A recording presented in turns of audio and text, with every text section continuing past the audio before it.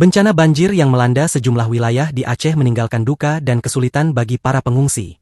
Salah satu kendala yang dihadapi para korban, khususnya laki-laki dewasa, adalah keterbatasan bantuan pakaian pria di posko pengungsian.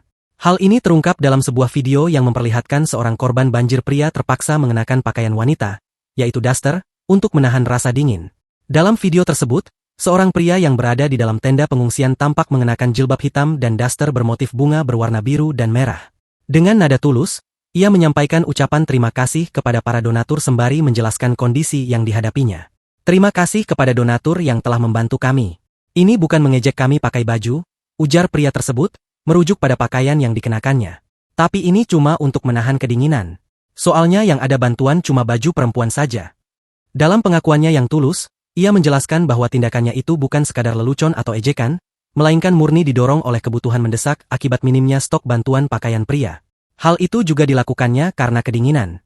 Terpaksalah kami pakai baju daster untuk menahan kedinginan. Ini bukan mengejek ya, saudaraku, tegasnya lagi. Pengakuan ini seolah menyayat hati, menunjukkan betapa daruratnya kondisi di lapangan.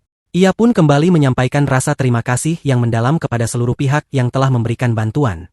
Terima kasih pada saudaraku semua yang telah membantu kami yang kena musibah banjir. Semoga kalian yang telah membantu kami dibalas dilipat gandakan oleh Allah, sambungnya.